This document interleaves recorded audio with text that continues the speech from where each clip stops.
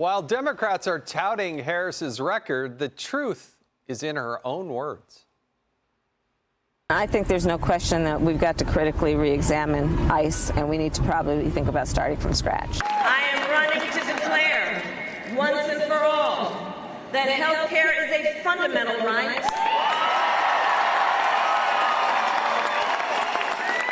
And we will deliver that right with Medicare for all. We're not going to treat people who are undocumented across the border as criminals. I've heard young leaders talk with me about a term they've coined called climate anxiety, fear of the future and the unknown, of whether it makes sense for you to even think about having children, whether it makes sense for you to think about aspiring to buy a home, because what will this climate be? We have confused the idea that to achieve safety, you put more cops on the street. Yeah, right. So will the Democrats' synchronized slobbering work? Republicans say, no way. They have to whitewash Harris's background to be able to make her palpable to the American people. But I think we've all seen her. Kamala Harris is a dangerous liberal. She makes Joe Biden look competent and moderate by contrast. People need to know, not only did she fail in securing our southern border, but she was the deciding vote in the United States Senate. She wanted Medicaid for all, which would have cost our country easily $100 trillion. She wanted the Green New Deal. By the way, she was a tie-breaking vote on that as well. So what she wants to do is to the left of Joe Biden. Really is amazing, even right out of the gates here, Nicole, how they want to rewrite history. They're trying to erase all these radical left San Francisco liberal type of efforts, but she's on video talking about them out loud.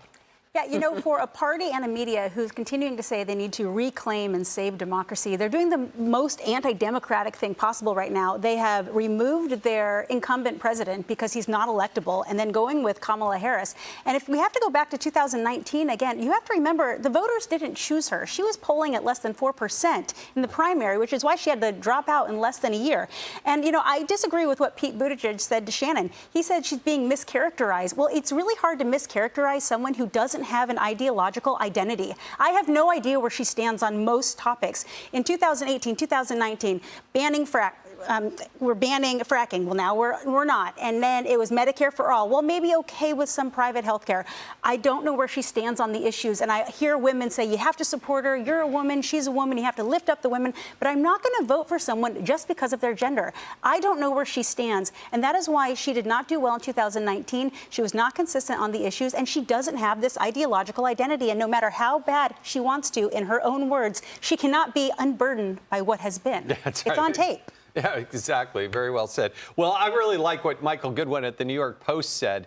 This is what he wrote. In one sense, the media reset marks a return to normalcy. That's because the bulk of the Washington press corps doesn't see its job as covering the news, but rather covering up the news if it makes a Democrat look bad. Suddenly faced with having to appeal to moderate Dems and independents, she's scrambling to rebrand herself. Look at the list of running mates she's said to be considering. All are white men who are more moderate than she is. The hope is that voters will see the list as evidence of her own moderation. But they are trying to cover up how radical left she is, Tammy. Yeah, they are. She is the first living Wikipedia page where people go in there and just write in the stuff that they need at the moment and delete the stuff that they don't want. And look, what we do know is that she is part of a team that lied to win in 2020, returned to normalcy. I'm the unifier guy, and look, she's my helper. And that was a lie. And of course, look, she's moderate, like the border is closed, like inflation was transitory, like everything's fine in the Middle East, that nobody died under Joe Biden's watch in the military. Everything is just fine. They're pathological in this regard, and it's worked for them before. It worked in 2020. It's worked in the past for the Democrats. And they think now, 100 days, as you noted in the beginning, that they can run through it. It's like running on a hot ground, like a sidewalk. And if you run fast enough, you won't even touch it. Yes. But they're going to be, it's up to the Republicans to make sure that the truth of the matter, that the Wiki page is locked, and that nobody else can make any changes. Well, and I think one of the big differences is the social media and the idea that you can go and actually look at the videos and look and make decisions for yourself. Tom, I want to ask you, though, as she's looking at vice presidential candidates, has to make the decision relatively soon. And some of the people on the list, if you look at the rankings or the polls that have been done on this, Senator Mark Kelly is one of them, Josh Shapiro, Governor Beshear, Governor Cooper, Governor Gretchen Whitmer. But what's interesting to me, Tom, is can't rate. Look at that number at the bottom. Can't rate. Most Americans, they have no clue who these people are, what they stand for. Yeah, they'll be told what to think of them after they're chosen as the running mate. I don't think vice president means anything. We love talking about the vice president. I mean, if you look on social media, anything anyone is talking about is J.D. Vance. They're arguing over whether he's weird or good or bad or was he the right pick. And in the end, none of it really matters. It's like the best supporting actor at the Oscars. It's like, get on with it. Tell me who the best actor is. I don't care about that other category. So I don't think it will matter much. And of course, yeah, people don't know much about them.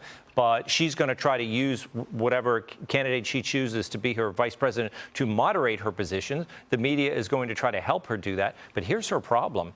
The base of the Democratic Party really loves this stuff. They love the Green New Deal. They love all these things. So when she tries to back off them, that's going to turn off those base voters, and it's going to turn down some potential voters. So she's got to be careful.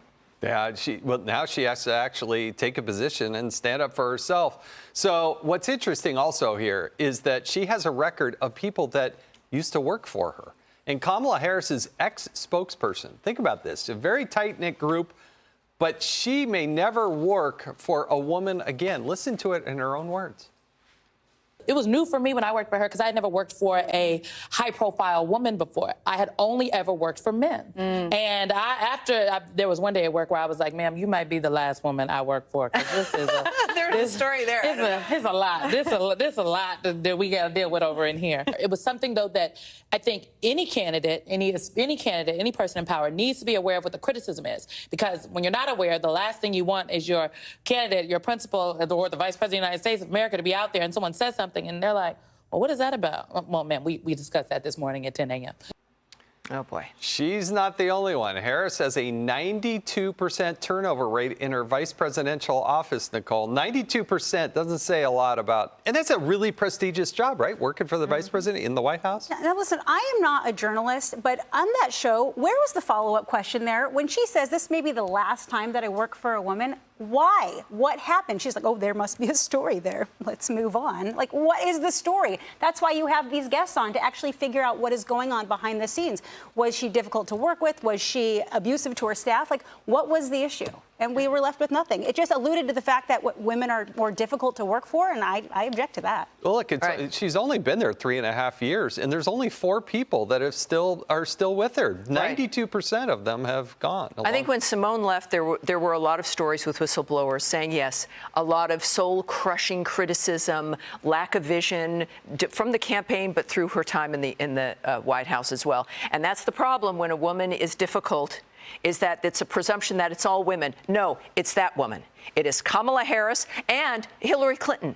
It's not every woman, but that's the problem when you've got just a few at the top. Yeah, well, I didn't hear this about Condoleezza Rice. Certainly never heard that. Well, that's it. I mean, she must have been bad if she turned her off of all women. But this is a Democratic woman who says she's never going to work with women again. When I say that, they call me sexist. Yeah. I would never say that. But I think, yeah, she's obviously got, there's a lot of insiders, but I want to hear the stories. Like Nicole, I mean, we know there's people that are unhappy with her, but it's all a whisper campaign. Come on, give me the interview. We can get him next year. That should come out, but the stats, I think, say a lot. Click here to subscribe to the Fox News YouTube page to catch our hottest interviews and most compelling analysis. You won't get it anywhere else.